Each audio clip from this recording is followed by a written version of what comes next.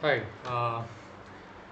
आज के वीडियो में हम थोड़े कॉम टर्म्स देखेंगे जो कॉमनली यूज़ होते हैं मार्केट में, और फिर एक मार्केट का रिव्यू करते हैं क्विकली कि आज क्या हुआ। ठीक है, तो पहले टर्म्स देख लेते हैं। तो ये कुछ कॉमन टर्म्स हैं जो मार्केट में यूज़ होते हैं। तो कुछ लोगों ने रिक्वेस्ट किया था कि ये कवर करना है, तो इसका एक स्लाइड बनाया मैंने। सो मोस्ट कॉमन चीज़ जो होती है वो होती है, जो सबको पता होता है, भाव। राइट, कि प्राइस क्या है। यहाँ कुछ लोग उसे का करंट मार्केट प्राइस बोलते हैं या सीएमपी बोलते हैं, कि जो शेयर है जिसकी लेन देन हो रही है, बिक्री हो रही है, या ले रहे हैं बेच रहे हैं लोग, उसका प्राइस क्या हुआ, लास्ट प्राइस जो जिस पे वो ट्रेड हुआ या एक्सचेंज हुआ, सोल्ड और बॉट हुआ, वो क्या था। तो जैसे अभी महानगर गैस प्राइस, शेयर का आज प्राइस लास्ट जो हुआ वो 985 पे हुआ। तो यूजुअली प्राइस के बाजू में ये लोग एक फिगर देते हैं जो बताता है कि हमको कल के क्लोजिंग से आज कितना ऊपर गया या नीचे गया, और परसेंटेज टर्म्स में वो क्या था। राइट, और ये लास्ट कितने बजे अपडेट हुआ है वो टाइम भी इधर होता है usually. So basically price is the last price at which the share of the company was traded. Right, तो पहला चीज़ तो ये होती है।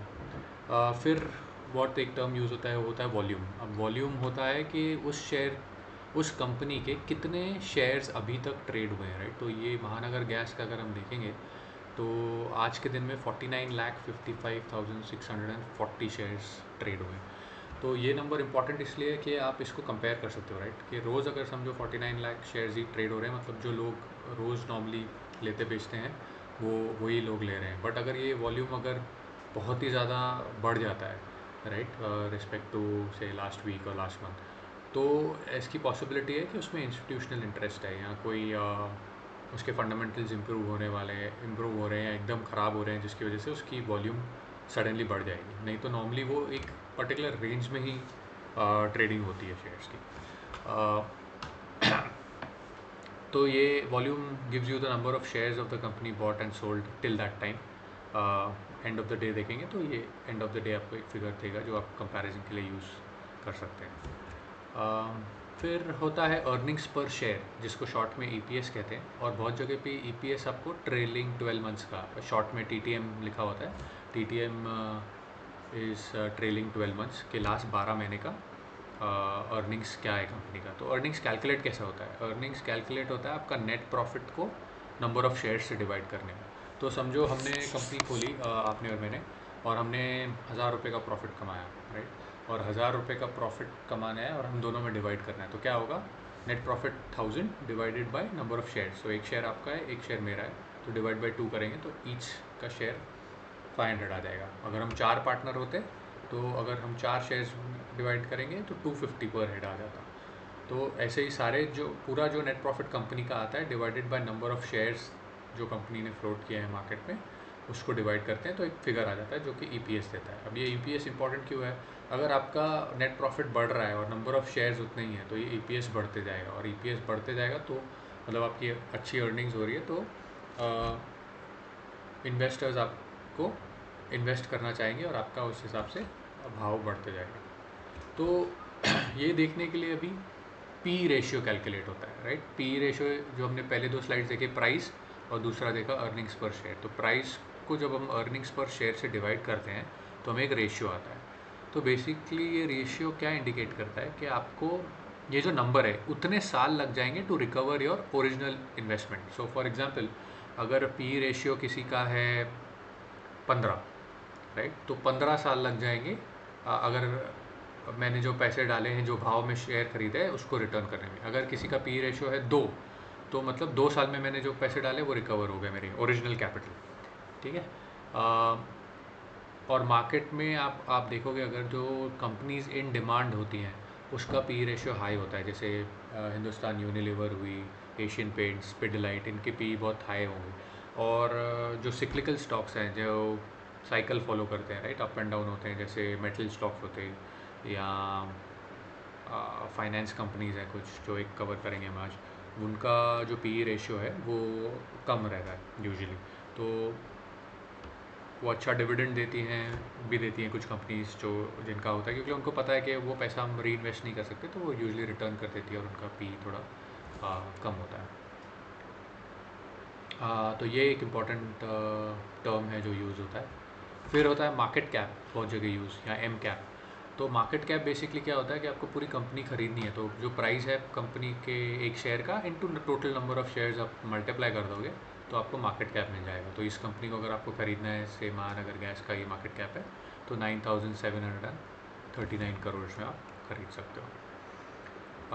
फिर एक और चीज़ जो यूज़ होती है बहुत कॉमनली डिस्कशंस में, वो है 52 वीक हाई और लो, राइट। तो ये बेसिकली होता है कि लास्ट 52 वीक्स में, यानी लास्ट 1 ईयर में उस कंपनी ने कितना हाई मारा और कितना लो मारा।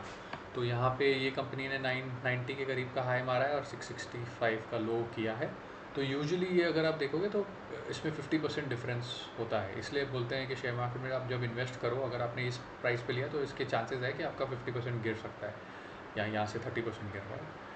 बट यहाँ से अगर आप देखोगे बड़ा है, 50% बड़ा है, राइट। तो 50%, 30 to 50% movement is normal for most shares in the market. कुछ ज़्यादा भी होंगे जो ज़्यादा वॉलेटाइल होते हैं, बट नॉर्मली ये नॉर्मल माना जाता है। तो अगर आप उतना वॉलेटिलिटी अगर नहीं एक्सपेक्ट कर रहे हैं तो आपके लिए वो शॉक हो सकता है, right. So you should know that ये नॉर्मल है, मार्केट में ऐसा चलता है, होता रहता है। तो ये है, ये मैं पीपीटी अपलोड कर दूंगा कमेंट्स में। अभी थोड़ा मार्केट का हम देखते हैं कि आज कौन से स्टॉक्स या कितने स्टॉक्स ने 52 वीक हाई मारा है। तो अराउंड 16 स्टॉक्स हैं जिन्होंने 52 वीक हाई मारा है, और इसमें से अगर आप देखोगे पीएनजी हेल्थ है, अच्छा शेयर है, आयन एक्सचेंज है, और इक्विटस स्मॉल फाइनेंस है जो हमारे फेवरेट्स हैं। बट सिंस सबसे ज़्यादा आज महानगर गैस ने मारा है, तो हम इसको एक बार थोड़ा क्विकली रिव्यू करते हैं कि इसको अगर हम कैंसलिंग मेथड से देखेंगे तो कैसा रहेगा, राइट, जो कि हमने लास्ट वीक कवर किया था। तो महानगर गैस 985 का प्राइस, पी रेशियो 15 है, अर्निंग्स 66 है, 2.5% का इसका ये डिविडेंड यील्ड है, मतलब 2.5% तो आपको ये इसमें से मिल जाता है। और जैसे हमने देखा था हाई और लो 989 और 665 का है। लास्ट 5 इयर्स में परफॉर्मेंस अच्छा नहीं रहा है, मतलब आपने नेट कुछ नहीं कमाया होता। लास्ट 3 इयर्स में भी सेम है, 1 ईयर में ठीक रहा है, और उससे कम पीरियड में भी ठीक रहा है। So over the long term probably not a good choice, but over the short term it has done okay. तो ऐसा क्यों है, देखते हैं। अभी आप अर्निंग्स देखोगे तो लास्ट ईयर 5.75 से 17, मतलब 3 टाइम्स हो गया है, तो इसीलिए शॉर्ट टर्म में प्राइस ऑब्वियसली इंक्रीज़ हुआ है। बट एनुअली अगर मैं देखूँ तो 2018 में 48 था और अभी 60, तो it is not even doubled, right, over the last 4 years. So अगर मैं 48 से 60 करूँ तो अराउंड 12 रुपये बढ़ा है, 12 तो अराउंड 25% समझो ये कंपनी बढ़ी है over 4 years, which is not that great a return. There are many more shares which you could have chosen, right? तो इतना अच्छा इसका मुझे तो प्रॉस्पेक्ट्स नहीं लगता है। शेयर होल्डिंग ठीक है, प्रमोटर्स के पास भी है, FIDI का होल्डिंग है, और it is a part of some mutual funds, arbitrage kind of mutual funds में है। ज़्यादा एक्विटी ओनरशिप जिसका होता है फंड्स में, उसमें नहीं है। Probably this could be another area which we could cover in the future on the different types of mutual funds. अगर इसका हम चार्ट भी देखें महानगर गैस का,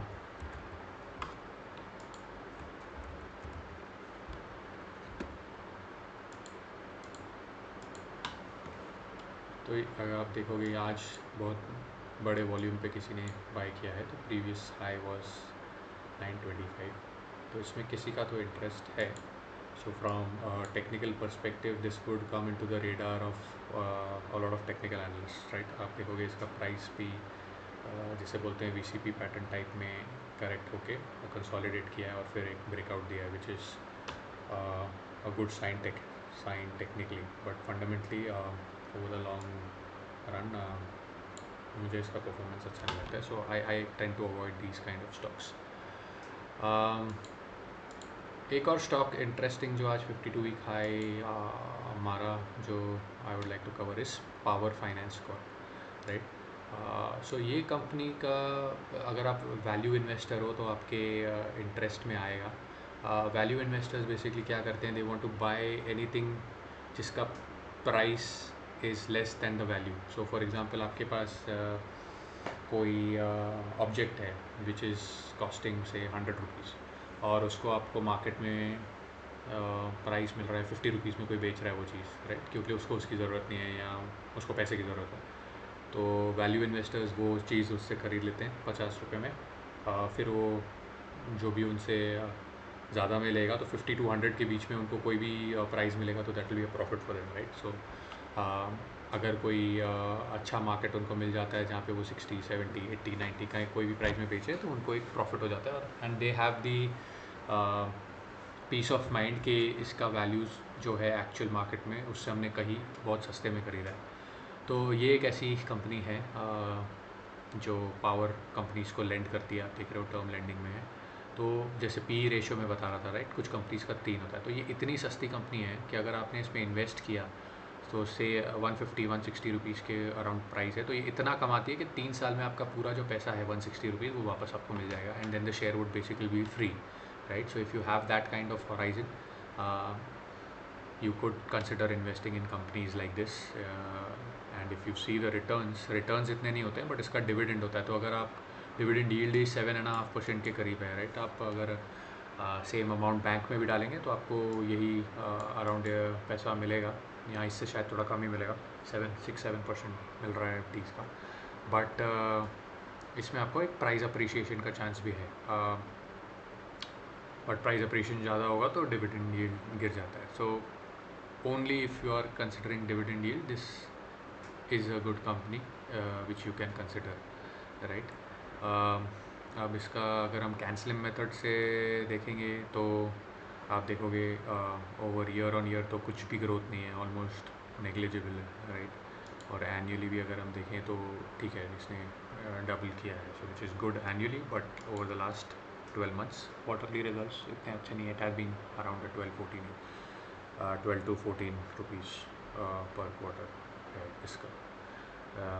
पूरी कंपनी अगर आपको ख़रीदनी है तो 42,000 करोड़ की है. और इसका अगर हम बैलेंस शीट देखें तो इसके एसेट्स 7,91,000 करोड़ के हैं, 6,94 का. तो उसका टोटल इक्विटी आप देखोगे 96,000 करोड़ का है, right, which is much more than this. So उस हिसाब से भी ये काफ़ी सस्ता माना जाएगा. So yeah just wanted to show you कि ऐसे भी टाइप के एनालिसिस आप करके शेयर्स ले सकते हैं. तो अगर हमको पावर फाइनेंस भी चार्ट्स देखने हैं तो how does it behave, how do these companies behave over the long term. तो इसमें भी अगर आप देखोगे बाइंग आई है आज, it has hit a new high.